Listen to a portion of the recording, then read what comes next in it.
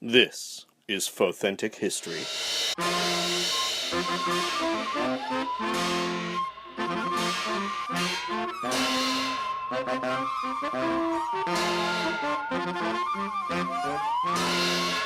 Hello, and welcome to the podcast. I'm Brian Young. And I'm Holly Fry. You didn't sound too sure of yourself for a second there. I wasn't. I had like a weird out-of-body experience and couldn't remember my identity for a second. It was weird. Yeah, well, I mean, you've got a lot going on your plate. You're actually on the road right now with your other show, right? I am indeed. Stuff You Missed in History class is touring, so I am in a hotel thinking about history. Well, we've got some really interesting history to talk about today. There's a unique place in the world, I'm not sure if you're familiar with it, but there's a series of islands where these really fascinating creatures roam the earth, and trainers go and catch, train, and fight them in battles against each other. And naturally, we're talking about the isles in the Pacific surrounding the Kanto region and their unique biological systems that resulted in what we call Pokémon. So for this episode, we're going to focus specifically on the Kanto region and the Pokémon indigenous to that area. So Pokémon is a portmanteau of the words pocket and monster, and they are creatures large and small that you can train for battle. And this is, kind of a more recent piece of history than we usually cover, but it has been going on for a couple of decades, so there's some pretty good history to it. And in the Kanto region, there are a wide variety of Pokemon in varying types, usually grass, bug, lightning, fire, rock, water, or psychic type, although that list, we should be very clear, is not exhaustive. In Kanto, they can vary in size from a mere 8 inches, that's about 20 centimeters, to almost 30 feet tall, that's a little over 9 meters. These Pokemon often resemble animals or creatures that can be found in the rest of the world, though they're often imbued with special abilities. Some believe them to be magical. We're going to get more specific into more specific Pokemon and what they're like a little later, but first we wanted to give you an overview of the culture surrounding them in Kanto. So Kanto Island lies to the east of the Johto region. To the south of Kanto are the Sevi and Orange Islands. Hoenn is a bit further to the southwest, and roads that travel through Kanto are numbered 1 to 25. The routes that connect Kanto with Johto are numbered 26, 27, and 28.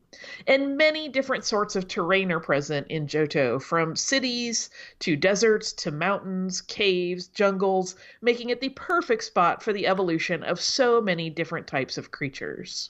The first thing we'll need to talk about to do this is to talk a little bit about Pokemon research and training. So Pokemon research is a big deal in Kanto and has been for a very long time. And every kid who wants to be a trainer sort of traditionally has been given a starter Pokemon when they turn 10 years old.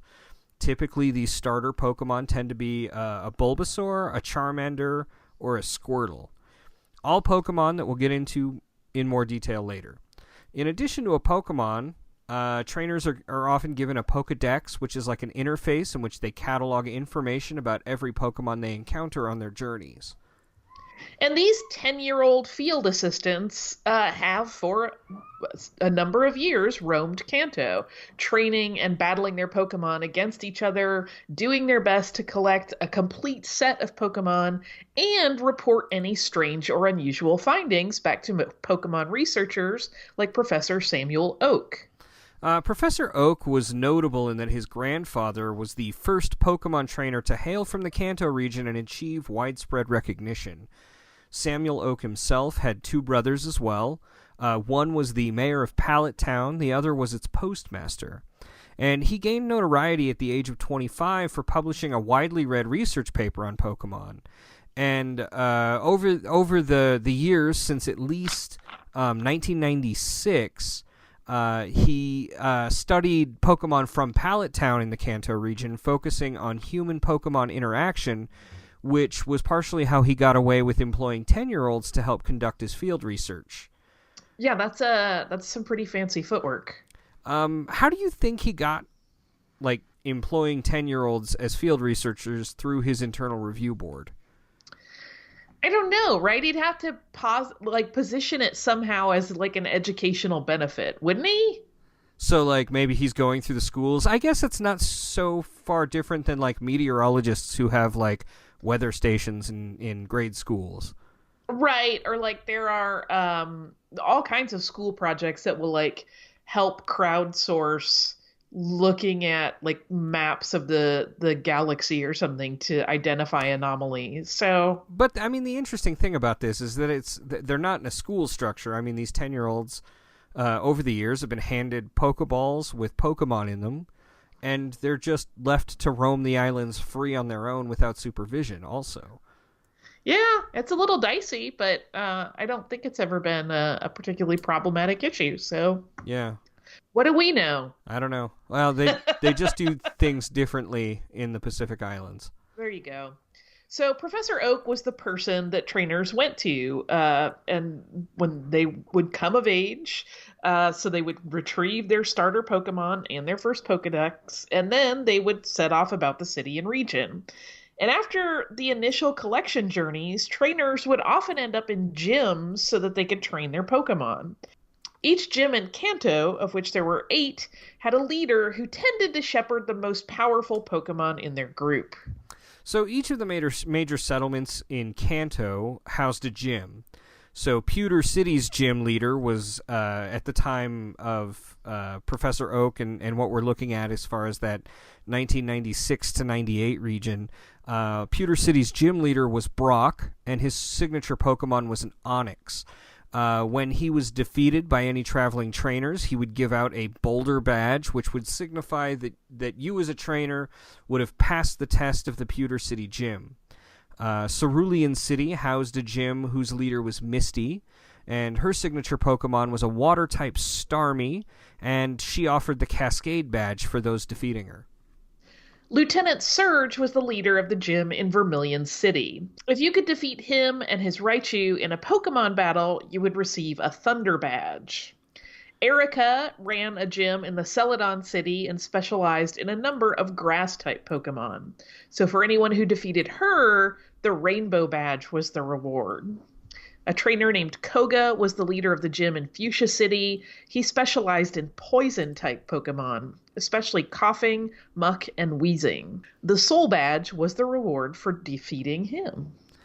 For those that had sought out to battle Psychic-type Pokemon and win the Marsh Badge, they would have had to travel to Saffron City and defeat Sabrina and her Alakazam in battle. The next badge trainers would go to earn on their path to becoming a Pokemon Master would be the Volcano Badge, and that could be won from Blaine on Cinnabar Island by defeating his Fire-type Pokemon. And the last gym would be found in Viridian City, run by its leader Giovanni, and he would hand out the Earth Badge to anyone who could defeat his team of ground-based Pokemon. So once a Pokemon trainer had collected all the badges in Kanto, they would have a shot at facing off against the Elite Four and the local champion. And once they'd been defeated, a trainer would be able to claim the title of Pokemon Master. When battling Pokemon, their welfare is, on one hand, looked out for, and on the other hand, can seem brutal. So Pokemon never fight to the death, but they do fight until they faint. And upon fainting, they return to their Pokeball. We'll get more on those later. And will remain inert and unconscious until a trainer could bring them to a Pokemon Center and have them revived. And most Poke Centers in the Kanto region were and still are a family-owned business run by the Joy family. So you'll almost always see a Nurse Joy working in every Poke Center. For those who don't wish to visit the Poke Centers, there were always over-the-counter medicines that you could use to revive and heal your Pokemon on your own. There were some who found the practice of pitting Pokemon against each other in battle barbaric, akin to bear baiting or dog or cockfighting, but it seems to have no long-term harmful side effects on the Pokemon. And indeed, for some of them, it has proven over the years to really be a healthy activity for them. So, we're going to talk about catching Pokemon now. So, how does one go about collecting and training Pokemon? And that's a really intriguing question. We hope to answer that here. So, in addition to a Pokedex and a starting Pokemon, trainers would be given a stock of Pokeballs. These balls are sort of technological wonders that allow for the catching and storage of Pokemon. The technology behind them is a bit of a secret, but it's sort of like how you'd imagine genies in a bottle, right? The balls are about the size of a baseball, and they shrink the Pokemon to a size that can be contained inside. Trainers would carry many, many Pokeballs to contain their collections of Pokemon. And there are different kinds of Pokeballs, too. So the best might be the Master Ball, but those are really expensive and rare. And others were used to catch different sorts of Pokemon of different types. So you might have used a net ball to catch a butterfly type Pokemon, or a fast ball to catch a particularly fast Pokemon, or something called a heavy ball to catch one of the larger, heavier Pokemon. There seems to almost be a ball for every possible situation. Yeah, so as we talked a little bit earlier, Pokemon in the Kanto region come in various types. But we're really going to get into it with the starter Pokemon that are available through Professor Oak's typical trainer program over the last 20 years. Bulbasaur is the first starter Pokemon that appeared on the list of choices for new trainers, and it's number 001 in the Pokédex. Bulbasaur is both a grass and poison type Pokemon. It's a small blue-green quadruped with red eyes and white pupils. And on its back is a giant plant bulb that would grow vines and poisons, and it was also its chief method of attack. So the bulb would allow it to gain energy through photosynthesis, making this adorable little amphibian as much plant as creature. And Bulbasaurs were actually raised by breeders to be distributed to new Pokemon trainers, making them lucrative Pokemon to own. Researchers are unsure whether Bulbasaur should have been classified as a plant or an animal. Bulbasaur have always been extremely calm and very difficult to capture in the wild.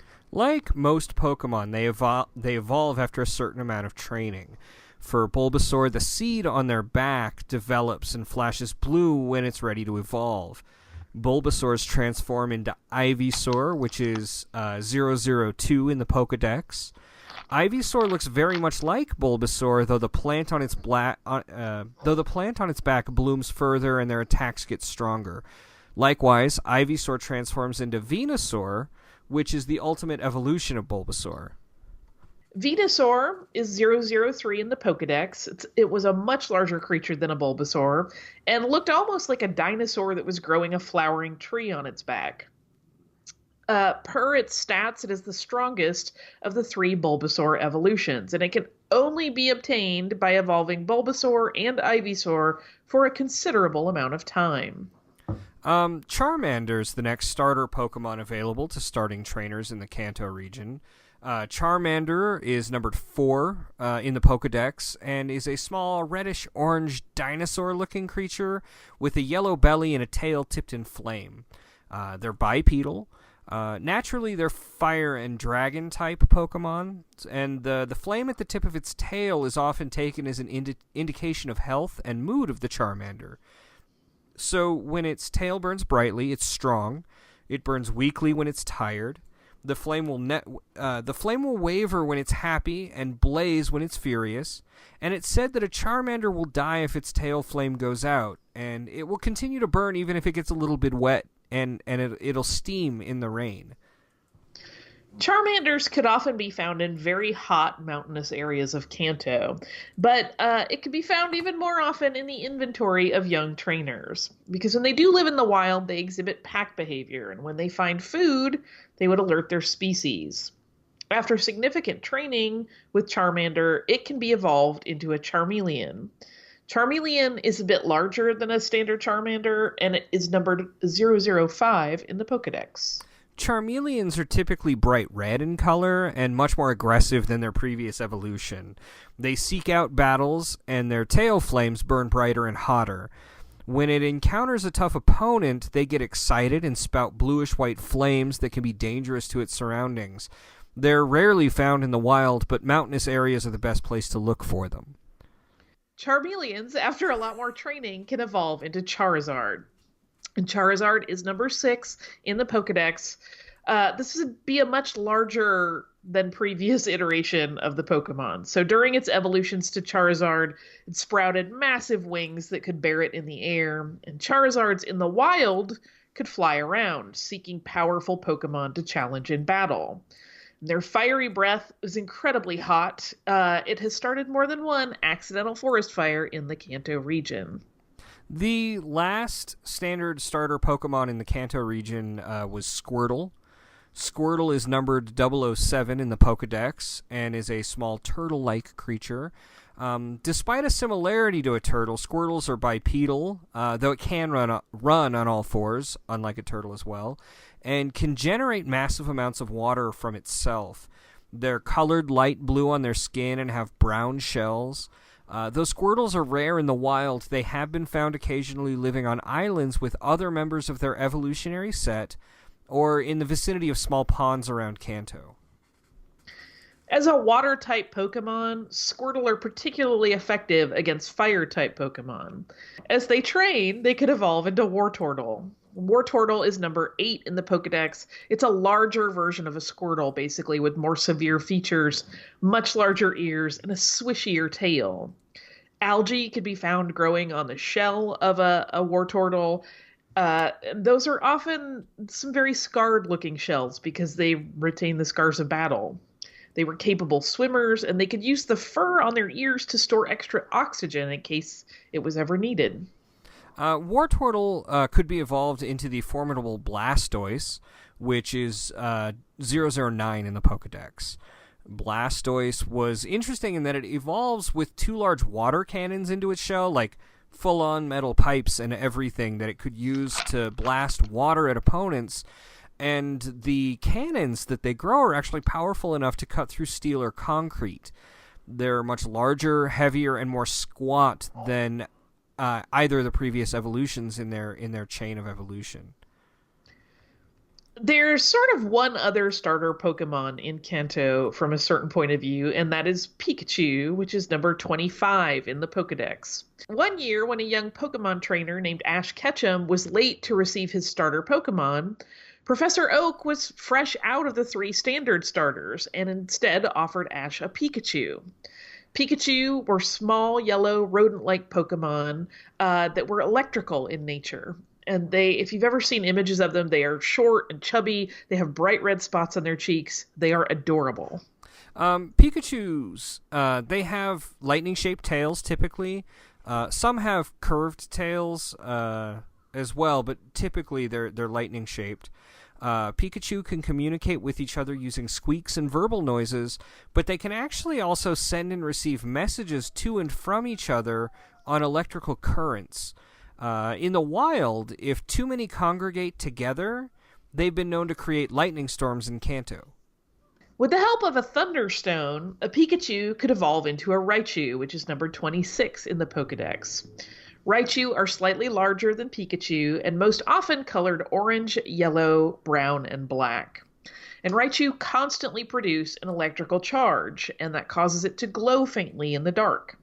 They're capable of storing more than 100,000 volts in their body, but they grow aggressive if they have stored too much electricity.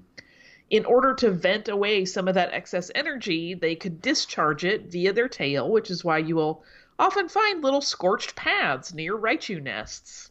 And both Raichu and Pikachu are most often found in forests and woodlands. So there's a total. I mean, we've given you sort of, a dozen or close to a dozen Pokemon that we've talked about, but there are in total 151 Pokemon to be found in Kanto. But 4 of them are not actually naturally occurring.